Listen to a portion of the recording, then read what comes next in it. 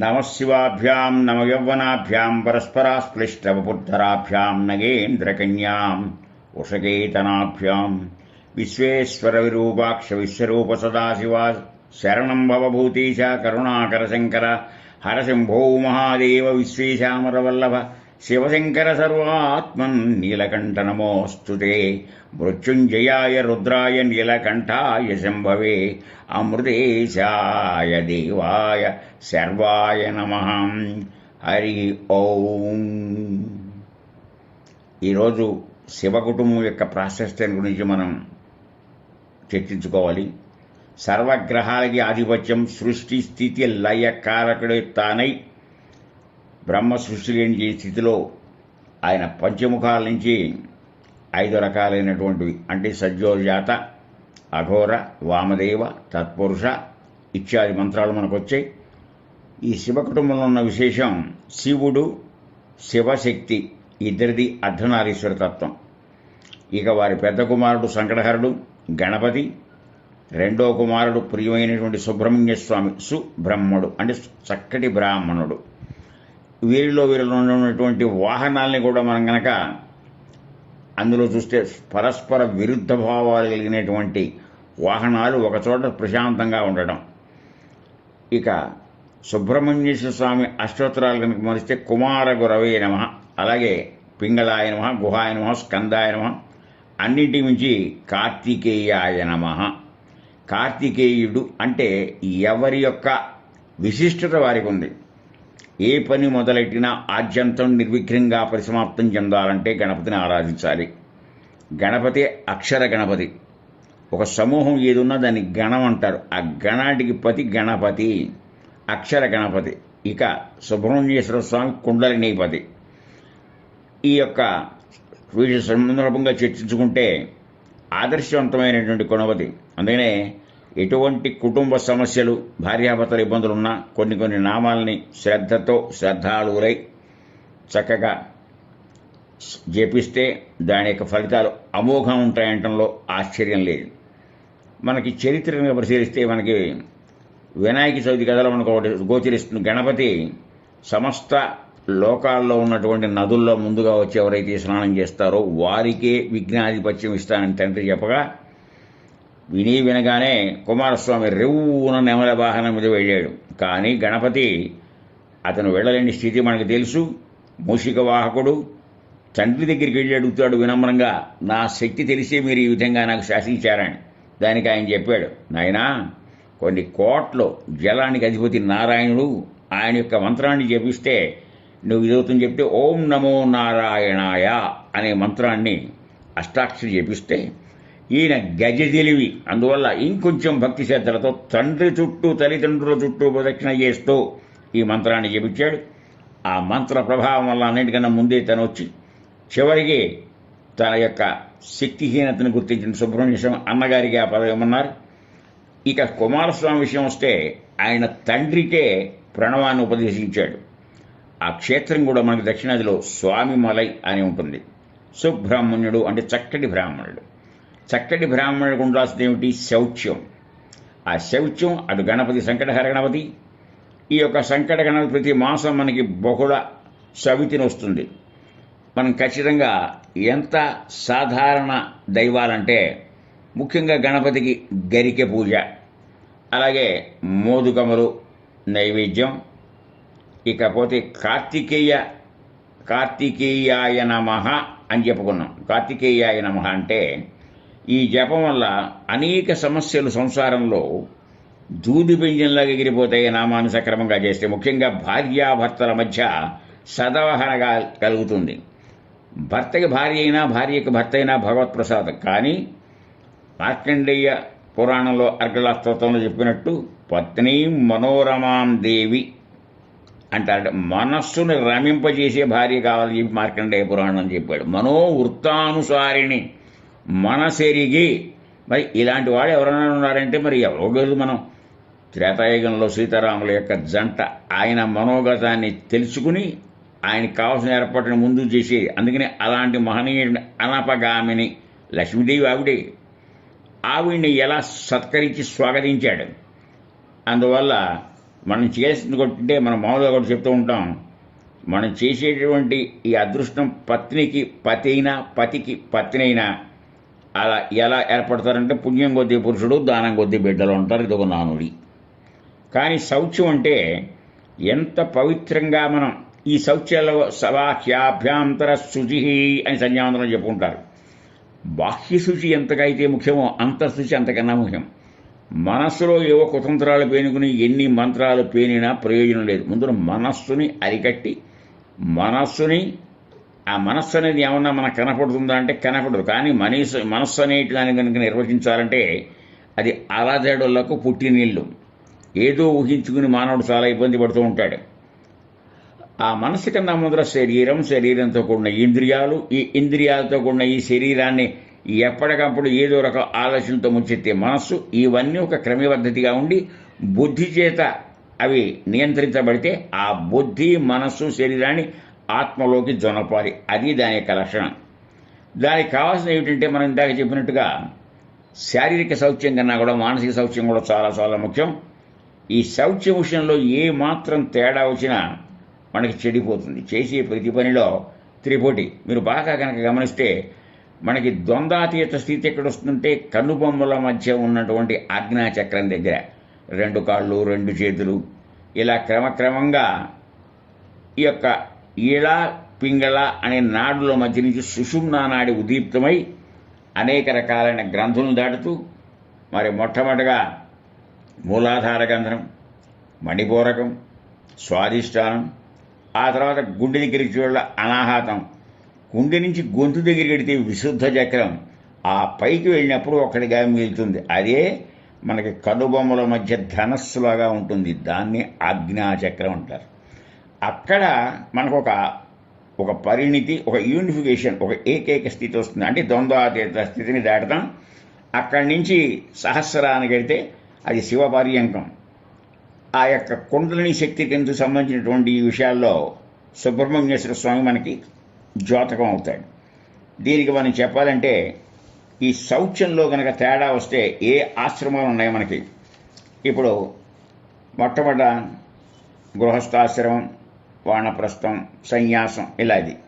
ఒక జమీందారికి ఏమైందంటే ఆయనకు ఒక సాధువు చాలా గొప్ప మిత్రుడు. ఆ సాధువు చెప్పే ఉపన్యాసాలకు ఆకర్షితుడై ఆయన తరచుగా కలుస్తూ ఉండేవాడు. సాధు జీవనంతో సాధువు ఒక ప్రదేశంలో ప్రశాంతంగా మనసు చేసుకుంటూ చిన్న ఒక కుటీరంలాగా ఏర్పాటు చేసుకుని శిష్యులతో వేదాధ్యయనం చేసుకుంటూ ప్రశాంతంగా ప్రకృతి దగ్గరగా ఉంటే తరచు కలిసేటువంటి జమీందారు ఆయనతో ఏమన్నాడంటే ఒక్కసారి తన యొక్క కోరికని మన్నించి తన విలాస గృహానికి రావాలని, తన ఆతిథ్యం తీసుకోవాలని ఎంతగానో బతిమలాడాడు. చిరునవ్వుతో ఆ సాధువు తిరస్కరించాడు. ఏమనంటే ఏదో నా జీవనం నేను గడుపుకుంటున్నాను, ఇప్పుడు జీవన శైలికి 1 గంట అయినా 1 నిమిషం అయినా ఆకర్షితులమేం బయటకు వస్తే చాలా ఇబ్బంది పడతాం, వద్దు అన్నాడు. కానీ మరీ పట్టుబడితే ఒకసారి కాదనలేక ఈ యొక్క జమీందారి గారి యొక్క 4వ భార్య యొక్క ఆబ్దీకమునకు శిష్యుణ్ణి పంపించాడు కాదనలేక. ఆ శిష్యుడు పుట్టిన కానికి దర్భలు కోసుకురావటం, ఆ కుటీరంలో కావలసిన పనులు చేయటం, అచ్చట్లకి నీళ్లు పోయటం, వేదాధ్యయనం, తుంగసామ్యం పడుకోవటం, మరి నియమిత ఆహారం, వీటితో శిక్షణ పొందుతున్నాడు.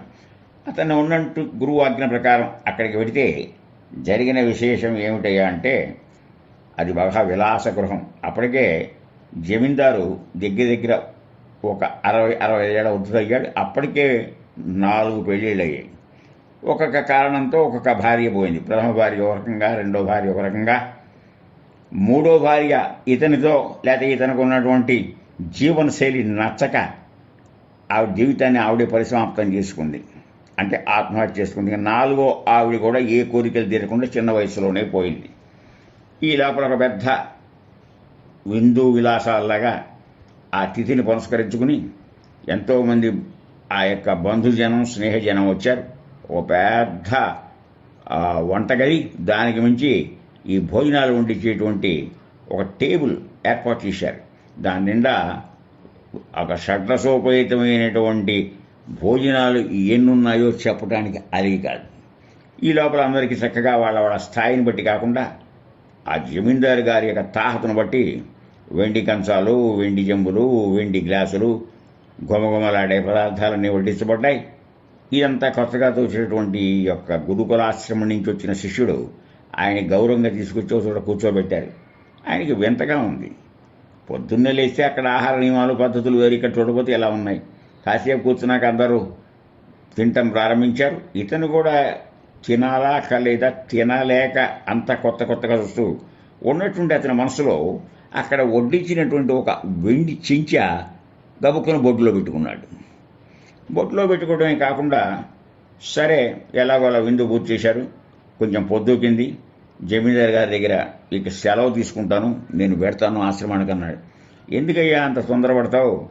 నూనెదేమో మహాదూరపు ఒక అరణ్యవాసం లాంటిది, ఏదో చుట్టూ జంతువులు ఉంటాయి, అన్నీ బాగానే ఉంది కానీ ప్రకృతి, కానీ ఇలాంటి విలాస మందిరం విలాస వస్తువు ఇక్కడ విశేషాలు కూడా చూడు, 4 రోజులు ఉండమన్నాడు. ససీమిరా ఉండలేనండి, తెల్లవారు లేస్తే మాకు ప్రణాళిక ప్రకారం విద్యాభ్యాసం జరుగుతుంది, వేదాధ్యయనం చేసుకోవాలి, దానికి అలవాటు పడ్డం నేను ఉండలేనంటే సరే పొద్దుకింది కదా ఈ రోజు ఎందుకు, ఈరోజు రాత్రి పడుకో అని చెప్పాడు.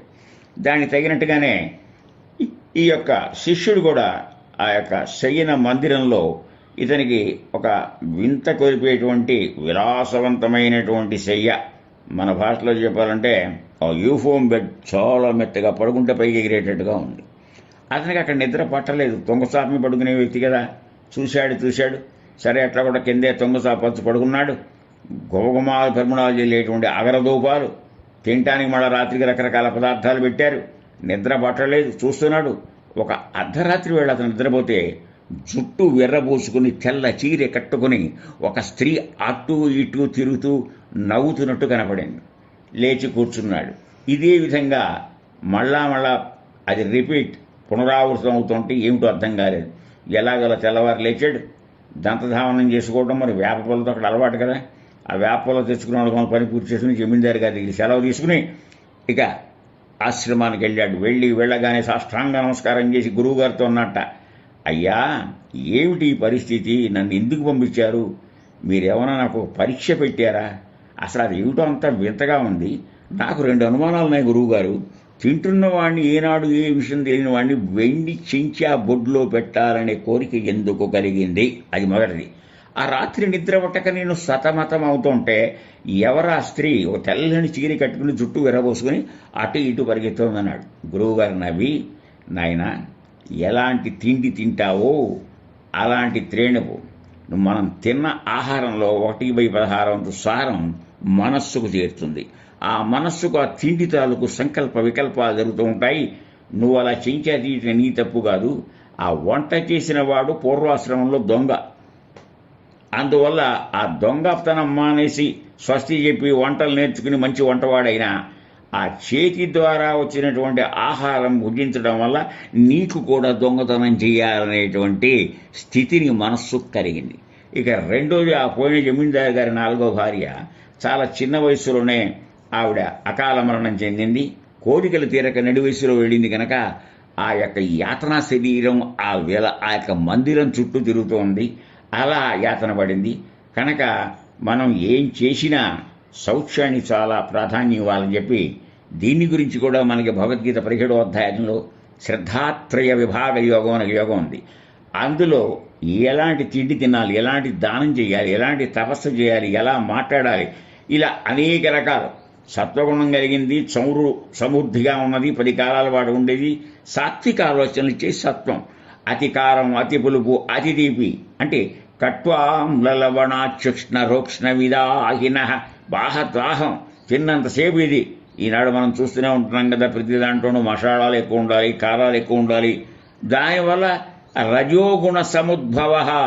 మనకి ఏ కోరికలు ఎందుకు వస్తున్నాయంటే 2 కారణాలు, కామయేష క్రోధయేష రజోగుణ సముద్భవ.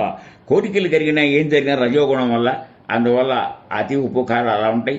అది కాక ఇంకో గుణం ఉంది, తమో గుణం. యాతయామం గతరసం పూర్తి పరిశిష్టంచియత్ అంటే ఒక జాము దాడిపోయింది, మరి నిలవ చేయబడింది, మనం ఫ్రిడ్జుల్లో తెచ్చిపెట్టుకుని వారానికి 10 రోజులు తింటూ ఉంటాం.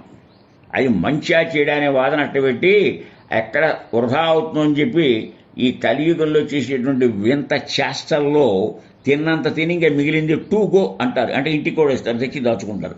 అది తినటం వల్ల ఆ మాటలో కానీ ఇది కానీ తమో గుణ ప్రధానమైపోయి భాషలో తేడా, మాటలో తేడా, చేతలో తేడా, అన్ని తేడాలు వచ్చేస్తూ ఉంటాయి అన్నమాట. కనుక ఆహార శౌచ్యాన్ని గురించి చెప్తూ ఇంకొక ముఖ్యంగా ఏం చెప్పారంటే మాట. మనం చెప్తూ ఉంటారు, ఈ యొక్క ముఖమంతా బ్రాహ్మణోస్య ముఖమాసీద్బాహు రాజన్యకృత. ముఖమంతా బ్రాహ్మణత్వం. బ్రాహ్మణత్వం అంటే వారేదో గొప్ప జాతి వారు, వారందుకు అక్కడ ఉన్నారని కాదు. సమాజంలో అందరూ ఉన్నారు, ఎవరు చేసే పని వాళ్ళు చేస్తారు, ఎవరు లేకపోయినా సమాజం యొక్క మనుగడ ఉండదు. అంటే చాతుర్వర్ణ్యం మయా సృష్టి, నేనే సృష్టించిన వాళ్ళ వాళ్ళ గుణాలను బట్టి ఏర్పడుతోంది. అట్లాగే ముఖ ఇంద్రాశగ్నిశ్చ అంటే ముఖం మీద ఇప్పుడు కళ్ళేమో సూర్యుడికి, చంద్రుడేమో మనస్సుకి, చెవులేమో ఈ దిశలకి. ఇక నోట్లోంచి వచ్చే మాట దేనికంటే అది ఇంద్రాగ్నిశ్చ, అగ్ని. అగ్ని అంటే ఆ మాట యొక్క పొంతనం చాలా ఉండాలని మహత్తరమైన శ్లోకం చెప్పారు. అనుద్వేగకరం వాక్యం సత్యం ప్రియహితం చేయత్ స్వాధ్యాయాభ్యసనం చేయవ వాంగ్మయం తపయిచ్చతి. వాక్ అనేది చాలా తపస్సు, సత్యపదార్థంతో ఉండాలి. నలుగురు మేలు కోరేది, సత్యాన్ని సత్యంగా చెప్పాలన్నది ప్రియంగా ఉండాలి. అందువల్ల సత్యం బ్రూయాత్, ప్రియం బ్రూయాత్, అప్రియం చేయవ సత్యం నా బ్రూయాత్ అనే సిద్ధాంతాలు కట్టుబడి ఉండాలి. ఈ రకంగా మాటను పొందుకోవాలి. ఆ మాట ఇంకోటిని ఆకర్షింపబడి ఆ మాట మంత్రంగా మారి ఆ మంత్రాన్ని మనస్సుని కట్టేసేటువంటి స్థితిగా ఉంటుంది. దాని మీద మనం ఎన్నో విషయాలు వింటూనే ఉన్నాం. అందువల్ల పెద్ద చిన్న సమాజం, తల్లి తండ్రి ఎవరికి ఇచ్చేవాళ్ళ గౌరవం ఉండాలి. మనం రామాయణం చెనక చదివితే ఎలా బతకాలో నేర్పుతుందని చెప్పి గతంలో చెప్పుకున్నాం. ఎలా నేర్పుతుందంటే తల్లిదండ్రులతో ఎలా మాట్లాడాలి, అన్నదమ్ములతో ఎలా ఉండాలి, దాసీజనంతో ఎలా ఉండాలి, మరి ఋషులు గురువులతో ఎలా ఉండాలి, ఇన్ని విషయాల్ని చెప్తుంది. ఆచరించి ఆచరింపజేసిన మహనీయుడే రాముడు. అందుకనే రామో విగ్రహాంధర్మ అని మనం గతంలో చెప్పుకున్నాం. అలాంటి విషయాల్లో తండ్రితో ఎలా మాట్లాడాలి, తల్లిదండ్రులని ఎంత గౌరవించాలి, వాళ్ళు ప్రథమ పూజనీయులు. మధ్య అంటే ఇద్దరు ఏదో తేడాపాడాగా వ్యవహారంగా గణం చెప్పడం కానీ తల్లిదండ్రులు ద్వారా మనం ఈ ప్రపంచానికి పరిచయం చేయబడ్డాం. ఏ విషయం చేసినా వాళ్ళకి చెప్పాలి. అందుకనే ఒక మహత్తర ఘట్టం మీరు చూసుకోండి. అరణ్యానికి తీసుకెళ్ళినటువంటి ఆ యొక్క విశ్వామిత్రుడు యాగ సంరక్షణ కోసం రాములు వారిని తీసుకెడుతుంటే మొట్టమొదట 60,000 సంవత్సరాల తర్వాత లేకలేక కలిగిన సంతానాన్ని వదులుకోలేక దశరథుడు బాధపడుతున్నా ఆయన్ని పిలిచి ముగ్ధం అంటే ఆ యొక్క తల పైన ముద్దిడ్డాడు. కానీ 7 ఏళ్ళు తర్వాత పిల్లల్ని మనం ఆలింగనం చేసి ముద్దులు పెట్టుకోకూడదు అనేటువంటి సూత్రాన్ని మనం గమనించాలి. ఆడైన ఒకైన ఆ తర్వాత ఆయన వెళ్ళాడు, మీకు అందరికీ తెలిసింది, తాటకిని సంహరించాడు. అక్కడ వాల్మీకి ఏం చెప్పాడంటే, మా నాన్నగారు విశ్వామిత్రుడిగా అప్పచెప్పేటప్పుడు ఇక నుంచి గురువు తల్లి తండ్రి ఈయనని ఆయన చెప్పినట్టు నడుచుకోని చెప్పారు కనుక నా తండ్రి ఆజ్ఞ ప్రకారం గురువు మాట విని నేను తాటకిని వధించాను. ఇదే విషయం మీకు కళ్యాణ ఘట్టంలో కూడా మనకు వస్తుంది. ఆవిడ స్వయంవరానికి వచ్చింది, శివధనస్సు విరిచాడు, దండపుచ్చుకు రెడీగా ఉంది. అయినా వెంటనే ఏదో ఇవాళ చూపించే వాటిలో హడావుడిగా పెళ్లి చేసుకురాలా, మా నాన్నగారు వచ్చేదాకా వేచి ఉండన్నాడు. నాన్న అమ్మ ఇదే గుండె చప్పుడు అనక ఇప్పుడేదో చాలా విషయాల్లో చూస్తున్న పెద్దవాళ్ళు అవ్వగానే మేమిద్దరం మాకిద్దరం అనే కార్యక్రమంలో తల్లిదండ్రులు వృద్ధాశ్రమాల్లో చేయడం, చేతులు దులుపుకోవడం కాదు. తల్లిదండ్రులకి అన్ని చెప్పి చెయ్యాలి, అంతేగాని చేసి చెప్పకూడదు. ఈ సూత్రాన్ని గమనించి వాళ్ళకి ఇవ్వాల్సిన అగ్రస్థానం ఇస్తే సమాజ స్థితి, కుటుంబ స్థితి, దేశ స్థితి, గ్రామ స్థితి ఆరోగ్యకరంగా ఉందంటంలో ఎలాంటి సందేహం లేదు. కనుక దానికి ఆదర్శంగానే శివ కుటుంబం యొక్క చిత్రం చూస్తే శివుడు పక్కన అర్ధనారీశ్వరతత్వంలో పార్వతి, ఒక పక్క గణపతి, ఒక పక్క కుమారస్వామి, ఆయనే సుబ్రహ్మణ్యుడు. ఆ సుబ్రహ్మణ్య ప్రదంలో ఏ కార్తికేయాయ నమః అనేటువంటిది ఉందో శ్రద్ధగా మనం 108 సార్లు కనీసం ఇంకెంత చేసినా మనం చేసుకుంటే ఆ యొక్క సుబ్రహ్మణ్య ఆరాధనతో మనకి ప్రశాంత వాతావరణం ఏర్పడటమే కాకుండా భార్యాభర్తలు అందరూ చాలా ఆహ్లాదకరమైన ఆనందకరమైన జీవితాన్ని గడుపుతారని చెప్పే ఉద్దేశంలోనే ఈ శివ కుటుంబాన్ని గురించి చర్చించేటువంటి అవకాశం వచ్చింది. ఒక విషయం మనకి సందేశపూర్వకంగా అర్థం చేసుకుని దాన్ని సావధానంగా గ్రహించి జీవితంలో సమాధానపడి ప్రశ్నకి ప్రశ్నగా మిగలకుండా ప్రశ్నించేవాళ్ళు లేకపోయినా వాళ్ళు ప్రశ్నించినటువంటి జీవితాంతం అన్ని తరచి ఏడిపిస్తూనే ఉంటుంది. కనుక కనుక మనకెవరో మహాకవి చెప్పినట్టు పోయినోళ్ళంతా ఊమంచోళ్ళు, ఉన్నోళ్ళే పోయినోళ్ళ తీపి గుర్తులు అన్నట్టు వాళ్ళని మన యొక్క జ్ఞాపకాల్లోకి తెచ్చుకుంటున్న విధి విధాయంగా వాళ్ళకు ఉత్తమ గతులు కలిగించే విధంగా జీవితాన్ని సారవంతంగా సౌభాగ్యవంతంగా తీర్చిదిద్దాలని నా యొక్క ఉద్దేశంగా ఈ యొక్క సందర్భంలో చెప్పడం జరుగుతోంది. హరి ఓం సహనావతు సహనౌ పునత్తు సహ వీర్యంకరవావహై తేజస్వినావధీతమస్తు మా విద్విషావహై. ఓం శాంతి శాంతి శాంతి. హరి ఓం.